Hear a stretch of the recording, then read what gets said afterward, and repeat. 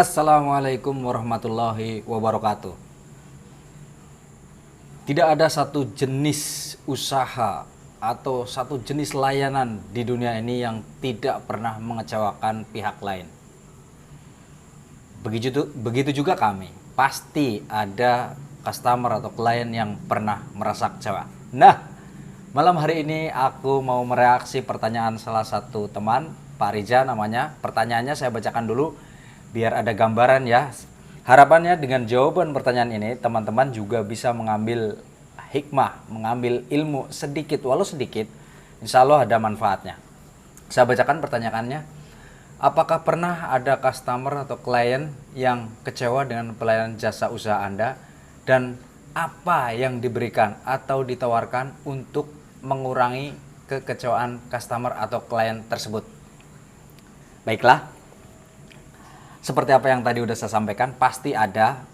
Apapun, mau produk, mau jasa, bisnis kita tetap ada pihak lain yang pernah merasa kecewa atau merasa kurang puas dengan layanan atau jasa atau produk yang diberikan. Nah, saya punya pengalaman yang nyata bahwa ada customer saya yang kecewa, sangat kecewa, bisa dikatakan sangat marah karena ini erat kaitannya dengan hubungan industrial dan mass production ya.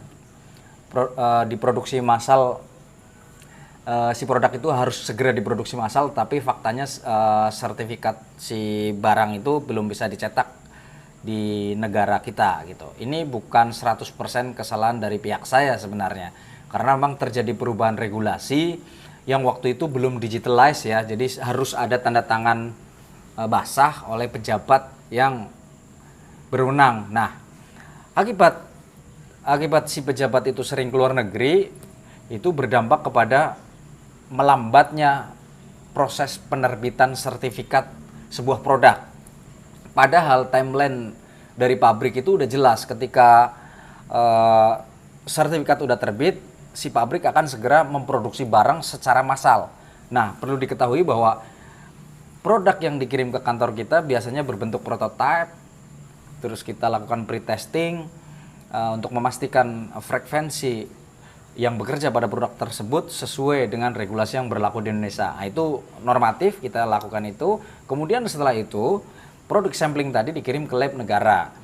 Di lab negara juga dilakukan pengujian sama dilakukan, terus ada rekap hasil uji dikirim ke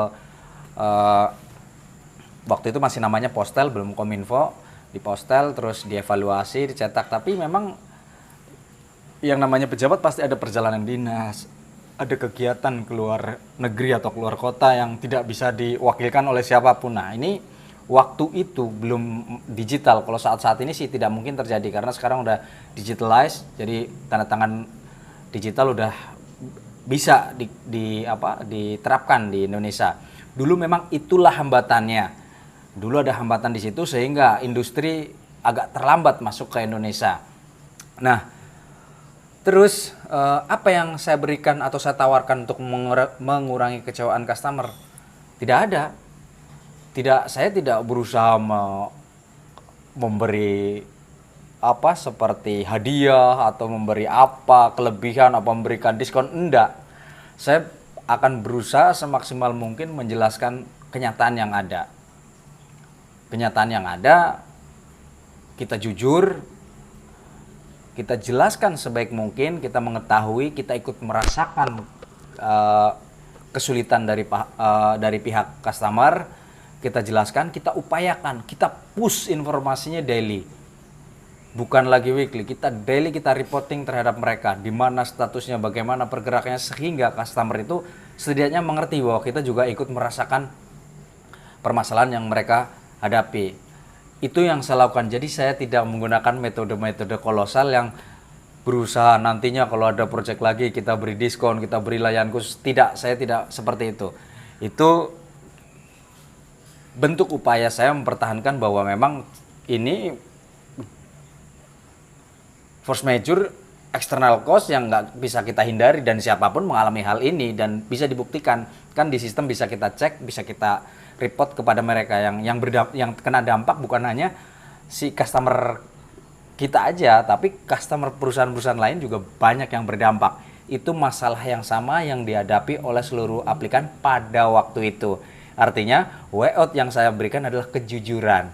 Saya berusaha menjadikan informasi sejujur-jujurnya, kita update informasi secepat-cepatnya sehingga customer merasa merasa lebih diperhatikan dari sebelumnya. Mungkin itu saja jawaban dari saya, Mas Rizal. Semoga membantu. Billahi taufiq wal hidayah. Wassalamualaikum warahmatullahi wabarakatuh. Sehat terus.